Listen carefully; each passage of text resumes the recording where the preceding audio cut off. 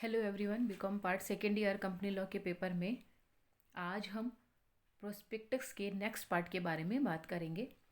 Prospectus को issue करने के लिए किन किन प्रोविजंस को फॉलो करना पड़ता है या कौन कौन से लीगल प्रोविज़न को इशू करने के लिए कंपनी अधिनियम में या कंपनीज एक्ट में बनाए गए हैं, उसके बारे में चर्चा करेंगे। प्रविवरण के निर्गमन संबंधी वैधानिक प्रावधान legal provisions as to issue of prospectus. Point number 1 is company के समामेलन के पश्चात निर्गमन, यानी issue after incorporation of company. Prospectus का जो इशू होगा या इसका जो निर्गमन होगा या पब्लिक को ये जब इनविटेशन के लिए भेजा जाएगा तो ये आफ्टर इनकॉर्पोरेशन भेजा जाएगा। जब कंपनी का रजिस्ट्रेशन हो जाता है तो उसके बाद इसे जनता को जारी किया जाता है। ऑन एंड आफ्टर रजिस्ट्रेशन इसको इशू किया जाता है। पॉइंट नंबर 2, प्रविवरण पर तिथि अंकित करना। Date should be mention on prospectus. प्रत्येक जारी किए जाने वाले प्रविवरण के मेन पेज पर या मुख्य पृष्ठ पर जो तारीख है, जिस डेट को इसे इशू किया जाता है, उस डेट के बारे में बताना पड़ता है और वही डेट इसके इशू की डेट मानी जाती है। पॉइंट नंबर 3, प्रविवरण में आवश्यक बातों का उल्लेख करना। Prospectus must have all essential things according to section 26 clause 1। प्रविवरण में जो इम्पॉर्टेंट बातें होती हैं उसके बारे में लिखा जाता है, बताया जाता है और इसकी एक कॉपी रजिस्ट्रार को दी जाती है। कहने का मतलब ये है कि अंडर सेक्शन 26 जिन जिन चीज़ों को लिखने के बारे में, जिन जिन चीज़ों के बारे में बताता है, वो सारी चीज़ें उसमें लिखी हुई होनी ज़रूरी है। नेक्स्ट पॉइंट है, प्रत्येक प्रार्थना पत्र के साथ प्रविवरण की प्रतिलिपि भेजना। To send copy of prospectus with every application letter. जो भी एप्लीकेशन लेटर भेजा जाएगा या जो प्रार्थना पत्र भेजा जाता है उसके साथ प्रोस्पेक्टस की कॉपी लगाई जानी ज़रूरी है। नेक्स्ट पॉइंट है, विशेषज्ञ का कंपनी के निर्माण अथवा प्रबंध से कोई संबंध नहीं है। Experts have no relation with management of company. जो एक्सपर्ट्स प्रोस्पेक्टस को बनाते हैं वह इसके बारे में ये बताएंगे कि उनका कंपनी के निर्माण और प्रबंध से कोई संबंध नहीं है।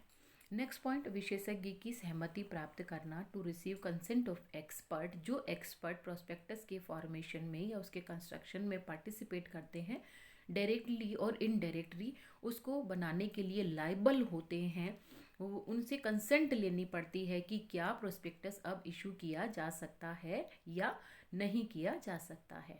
नेक्स्ट पॉइंट, पंजीकरण अनिवार्य। रजिस्ट्रेशन इज मस्ट, मतलब रजिस्ट्रेशन करवाना ज़रूरी है। जब तक प्रोस्पेक्टस का रजिस्ट्रेशन नहीं हो जाता आप इसे इशू नहीं कर सकते हैं। नेक्स्ट पॉइंट, प्रविवरण के साथ प्रलेख संलग्न करना। Attachment of documents. जिन जिन डॉक्यूमेंट्स की रिक्वायरमेंट रजिस्ट्रेशन के समय होती है या रजिस्ट्रार के पास जब प्रोस्पेक्टस को रजिस्ट्रेशन के लिए सबमिट किया जाता है तो जो भी रिक्वायर्ड डॉक्यूमेंट्स होते हैं वह उसके साथ होने ज़रूरी हैं। जब तक वो डॉक्यूमेंट्स नहीं दिए जाते हैं तब तक रजिस्ट्रेशन नहीं किया जा सकता है। नेक्स्ट पॉइंट है, प्रविवरण का निर्गमन। रजिस्ट्रेशन के बाद उसका निर्गमन कर दिया जाता है और इशू करने के लिए या निर्गमन करने के लिए जिन जिन प्रोविजंस को फॉलो करना है, जिन जिन बातों को ध्यान में रखना है, वो भी आपको ध्यान में रखते हुए या कंपनी उन सब चीज़ों को ध्यान में रखते हुए एक प्रॉस्पेक्टस का निर्गमन करती है। एक इम्पॉर्टेंट चीज़ ये भी है कि प्रविवरण उसके पंजीयन के लिए सौंपने की तिथि से 90 दिन के भीतर ही जनता को जारी कर दिया जाना चाहिए। मतलब रजिस्ट्रेशन के बाद विदिन 90 डेज इसको इशू कर देना ज़रूरी होता है। यदि आप 90 डेज के बाद में इसे इशू करते हैं तो यह प्रविवरण वैध नहीं माना जाएगा, लीगल नहीं माना जाएगा। नेक्स्ट पॉइंट, अनुबंध की शर्तों में परिवर्तन न किया जाए। No change should be made in prospectus after registration.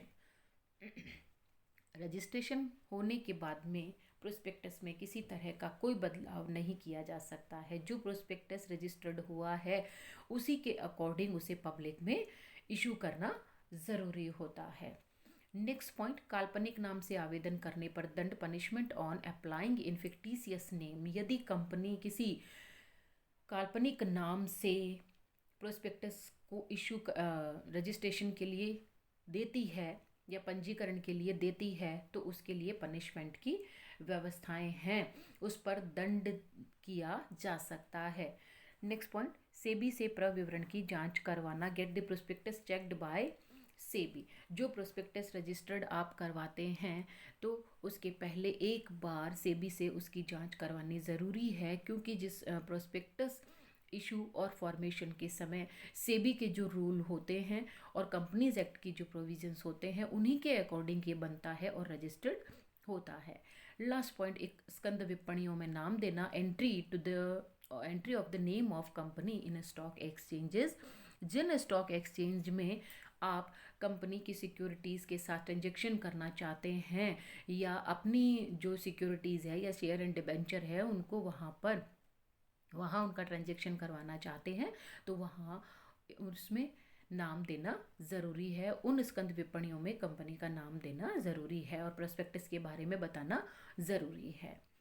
अब हम इशू करने से कंसर्निंग जो लीगल रूल्स थे उसके बाद में प्रविवरण की रचना से संबंधित सिद्धांत या स्वर्णिम नियम, principle of constructing a prospectus और गोल्डन रूल्स के बारे में बात करेंगे कि स्वर्णिम नियम क्या है, गोल्डन रूल क्या है। तो गोल्डन रूल प्रोस्पेक्टस को बनाने से संबंधित है, उसकी कंस्ट्रक्शन से संबंधित है, उसकी रचना से संबंधित है। जैसा कि मैंने आपको ऊपर बताया कि प्रविवरण बनाने के लिए सेबी और कंपनी अधिनियम के जो प्रोविजंस हैं उनको फॉलो करना पड़ता है। तो जिस समय प्रोस्पेक्टस बनता है उस समय आपको वो सारी चीज़ें देखनी होती है और उन चीज़ों में जो एक इम्पॉर्टेंट चीज़ कही गई है वो ये है कि जो भी आप उसमें मेंशन करेंगे, जो भी आप उसमें लिखेंगे, चाहे एज ए एक्सपर्ट कोई पर्सन उसमें पार्टिसिपेट कर रहा है, चाहे वो उसमें डायरेक्टली इन्वॉल्व है, चाहे वो उसमें इनडायरेक्टली इन्वॉल्व है, उन्हें एक चीज़ को ध्यान में रखना होगा, वो जो भी उसमें लिखेंगे वो बिल्कुल रियल, क्लियर और ट्रुथ लिखेंगे, सच्चाई उसमें लिखेंगे। झूठ, मिसरिप्रेजेंटेशन, अनक्लियर चीज़ें कुछ भी नहीं उसमें लिखेंगे। तो इन्हीं चीज़ों के बारे में गोल्डन रूल में बताया गया है।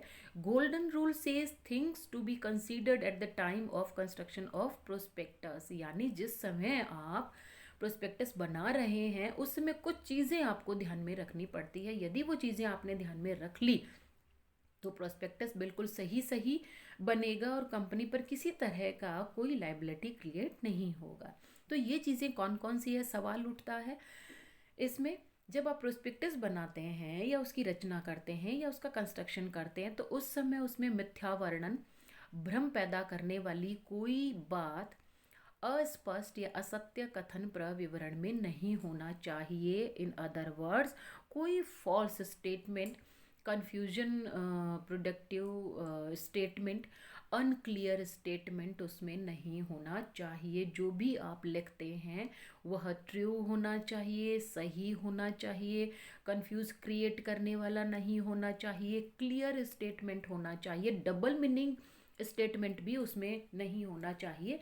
यदि किसी स्टेटमेंट से आपको लगता है कि उसके दो अर्थ निकल रहे हैं, दो मीनिंग निकल रहे हैं, तो इस तरह का स्टेटमेंट आपको उसमें नहीं देना होता है। इसी तरह से तथ्य और अनुबंधों का स्पष्टीकरण भी होना चाहिए, explanation of facts and agreements. जो भी फैक्ट्स आप उसमें दे रहे हैं वो बिल्कुल क्लियर होने ज़रूरी हैं, उनमें क्लियरिटी का होना ज़रूरी है। वो इसलिए है क्योंकि ये चीज़ें पब्लिक को आकर्षित करती है, उसको अट्रैक्ट करती है इन्वेस्टमेंट के लिए। तो यदि पब्लिक के साथ कोई धोखा इन स्टेटमेंट की वजह से होता है तो उसकी रिस्पॉन्सिबल कंपनी मानी जाती है या वो लोग माने जाते हैं जो इस प्रॉस्पेक्टस को बनाते हैं। इसी के साथ साथ सेक्शन जो 26 है उसकी कंप्लाइंस होनी ज़रूरी है, उसकी पालना ज़रूरी होती है, क्योंकि सेक्शन 26 को आपको फॉलो करना होता है जब आप प्रोस्पेक्टस का फॉर्मेशन करते हैं, उसको बनाते हैं तो उसको देखना ज़रूरी होता है। नेक्स्ट पॉइंट है धारा 35 की पालना नागरिक दायित्व से संबंधित compliance of section 35 regarding civil liability. यदि प्रोस्पेक्टस में ऐसा कुछ दे दिया या कोई अनरियल स्टेटमेंट आ गया, कोई फॉल्स स्टेटमेंट आ गया और उस फॉल्स स्टेटमेंट से अट्रैक्ट होकर के पब्लिक ने कंपनी से शेयर खरीद लिए, कंपनी से कोई डील शेयर से कंसर्निंग कर ली है, तो उस केस में यदि पब्लिक को कोई नुकसान होता है, कोई लॉस होता है, तो वहाँ पर सिविल लाइबिलिटी क्रिएट हो जाती है। तो किसी भी प्रॉस्पेक्टस को बनाने से पहले इन चीज़ों को देखना ज़रूरी है। अब सवाल ये उठता है कि हमारा गोल्डन रूल हमें क्या कहता है। गोल्डन रूल यानी स्वर्णिम नियम। स्वर्णिम नियम कहता है कि जो सूचनाएं प्रविवरण के जरिए या थ्रू प्रोस्पेक्टस जनता को आती हैं, उनका सही, उचित और स्पष्ट होना ज़रूरी है।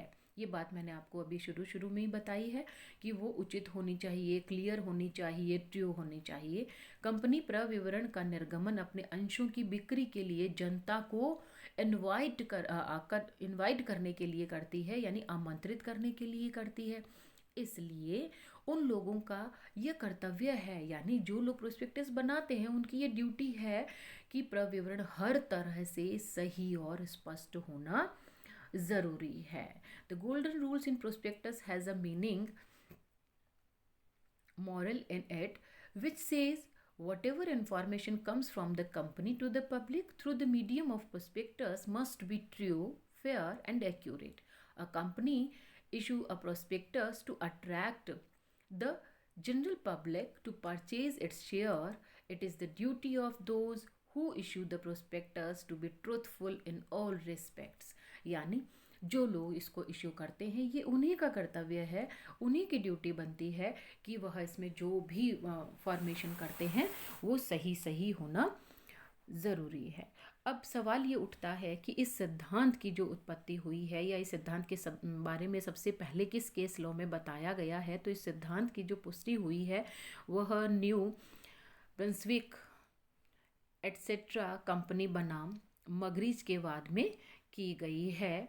इस विवाद में या इस केस में जो जस्टिस थे वीसी केडर्सली ने ये डिसीजन दिया कि वे व्यक्ति जो प्रविवरण का निर्गमन करते हैं प्रस्तावित कंपनी में अंश के क्रेताओं को कंपनी से होने वाले लाभ की जानकारी देते हैं, यानी प्रॉस्पेक्टस में वो ये कहते हैं कि कंपनी को भविष्य में या इन फ्यूचर कौन किस तरह से और कितने कितने लाभ होने वाले हैं, और लाभ को देखकर ही पब्लिक किसी कंपनी के शेयर खरीदती है, तथा प्रविवरण में उल्लेखित तथ्यों के आधार पर, यानी जो फैक्ट मेंशन किए जाते हैं उन फैक्ट्स के बेस पर जनता को अंश और ऋण पत्रों के क्रय करने के लिए उनके प्रस्ताव आमंत्रित करते हैं, यानी उनके जो प्रपोजल हैं उन प्रपोजल को इनवाइट किया जाता है।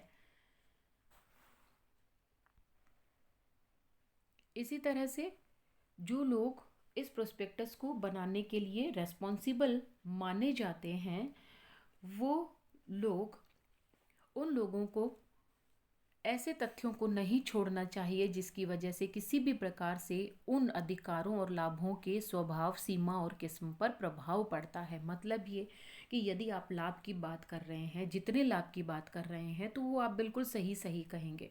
यदि एक्सपर्ट्स को या बनाने वालों को ये पता है कि प्रॉफिट 10% का ही होने वाला है और वो कहते हैं 30% प्रॉफिट होगा और वो प्रॉफिट नहीं होता है, तो ऐसी सिचुएशन में ऐसा स्टेटमेंट गलत माना जाएगा, वो सही नहीं माना जाएगा। और जो जस्टिस वीसी पेसवुड ने केडर्सली के इस कथन को स्वर्णिम नियम कह करके पुकारा है। मतलब ये कि जो केडर्सली है जिन्होंने ये स्टेटमेंट दिया है कि जो लोग इसको बनाते हैं उनको नियमनिष्ठ होना चाहिए, रियल बात को बताना चाहिए, सत्य कथन लिखने से बचना चाहिए और कोई भी सही बात नहीं छोड़नी चाहिए या कोई भी वो बात नहीं छोड़नी चाहिए जो उनके नॉलेज में है और जो पब्लिक के लिए इम्पॉर्टेंट हो सकती है। तो इस the rule may be summed in the following words, those who issue a prospectus hold out to the public are of great significance to the person who will subscribe securities of the company. Public is invited to subscribe securities on the faith of representation made in the prospectus. The company and the persons who authorize the issue of a prospectus are therefore bound to state everything with strict accuracy. They must not omit any material fact within their knowledge which may adversely affect the nature, extent, or quality of the privilege and advantages with the prospectus assured to the subscribes. यानी prospectus जब बनाया जाएगा, prospectus के बनाने में जो जो लोग हिस्सा लेते हैं, जो जो लोग पार्टिसिपेट करते हैं, उन्हें सारी बातें बिल्कुल सही सही कहनी होगी. यदि वो सही नहीं कहते हैं तो इसकी जिम्मेदारी उनकी खुद की मानी जाएगी. यानी गोल्डन रूल, स्वर्णिम नियम हमें ये कहता है कि जिस समय प्रोस्पेक्टस बनाया जाएगा या इसका निर्गमन किया जाएगा, उसमें जो जो लिखा जाएगा वो बिल्कुल सही होगा. कोई फॉल्स स्टेटमेंट उसमें नहीं होगा, कोई कन्फ्यूजन प्रोडक्टिव स्टेटमेंट उसमें नहीं होगा और कोई अनरियल स्टेटमेंट उसमें नहीं लिखा जाएगा. जो भी फैक्ट उसमें लिखे जाएंगे वो बिल्कुल सही सही होंगे. और जो लोग इसके बनाने के लिए लाइबल होते हैं, उन लोगों को ये आश्वस्त हो के ही उस पर सिग्नेचर करना है कि उन्होंने जो लिखा गया है वो उनकी नॉलेज के मुताबिक बिल्कुल सही सही है. तो आज की इस क्लास में मैंने आपको इशू से कंसर्निंग जो प्रोविजंस हैं उनके बारे में बताया और गोल्डन रूल के बारे में बताया. एक चीज़ जो मैं आपको बताना चाहूँगी कि golden rule for framing prospectus बहुत इम्पॉर्टेंट क्वेश्चन है, 8 मार्क्स में आपके लिए इम्पॉर्टेंट रहेगा. अब हम नेक्स्ट क्लास में जो फॉल्स या मिसलीडिंग प्रोस्पेक्टस होता है या जो मिस स्टेटमेंट किसी प्रोस्पेक्टस में कहे जाते हैं, तो उसके इफ़ेक्ट और जो प्रभाव हैं वो क्या क्या होते हैं उसके बारे में बात करेंगे. तो गोल्डन रूल और उसके जो मिस लीडिंग स्टेटमेंट्स होते हैं उनका क्या प्रभाव पड़ता है पब्लिक पर और उसकी क्या रेमेडीज़ पब्लिक को अवेलेबल होती है उसके बारे में बात करेंगे. तो आज के लिए इतना ही. नेक्स्ट क्लास में हम इसके इफ़ेक्ट के बारे में बात करेंगे. तब तक के लिए थैंक यू.